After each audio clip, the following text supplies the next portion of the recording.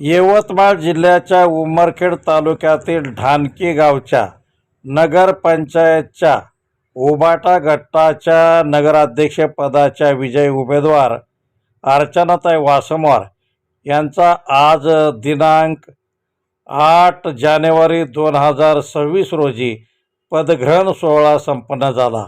या पदग्रहण सोहळ्यातील हे एक सुंदर असे दृश्य आता आपण पाहूया। अग्निबाण लाईव्ह न्यूजसाठी डॉक्टर आंबेजोगाईकर उमरखेड। कार्यक्रम या ठिकाणी आयोजित केलेला आहे आणि या कार्यक्रमाचे अध्यक्ष म्हणून आपल्या हिंगोली लोकसभा मतदारसंघाचे लोकप्रिय खासदार आदरणीय वानखेडे साहेब, नागेश पाटील आष्टीकर साहेब, सॉरी मंत्री साहेब, तुम्ही मंत्री होता, काय काळजी करू नका, कारण खासदार या ठिकाणी नागेश पाटील आष्टीकर खऱ्या अर्थानं आपल्या सर्वांसाठी एक लोकांचा खासदार म्हणून आपण पाहिलं।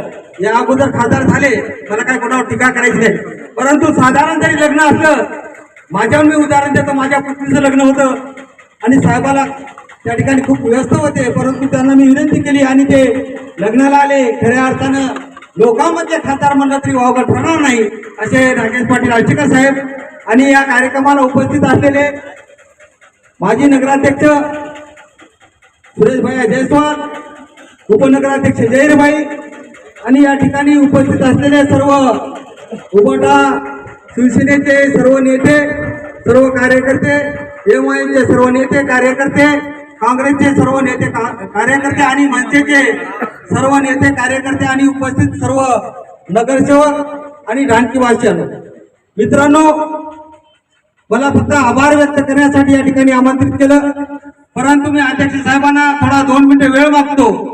या ठिकाणी मागच्या 5 वर्षामध्ये त्या ठिकाणी जे काही मागच्या बॉडीने काम केलं त्या सर्वांचं मी मनापासून आभार व्यक्त करतो। त्यांनी सुद्धा जनसेवा केली आणि त्या धर्तीवर आता अर्चनाताई आणि सर्व नगरसेवकांना सुद्धा हे काम जनतेचं करायचं आहे।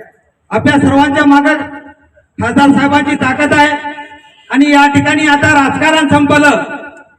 4 दिवस राजकारण होतं, आता कोण कोण्या पक्षाचा ह्यापेक्षा लोकांनी आपल्याला निवडून दिलं। या ठिकाणी ज्यांनी मतदान दिलं त्याचं सुद्धा काम करावं लागेल आणि ज्याने नाही दिलं त्याचं सुद्धा काम करावं लागेल, कारण ही खुर्ची तशी आहे।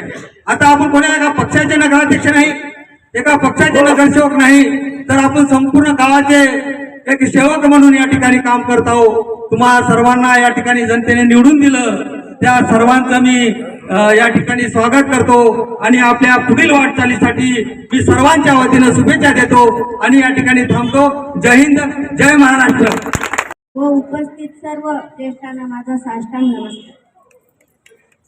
आणि सर्वप्रथम मी माझ्या जनतेचे मनापासून आभार मानतो आणि की माझ्या जे कार्यकर्ते माझ्या सोबत होते आणि त्यांनी निष्ठेने माझं काम केलं, त्यांच्यासाठी मी खूप खूप आभारी आहे।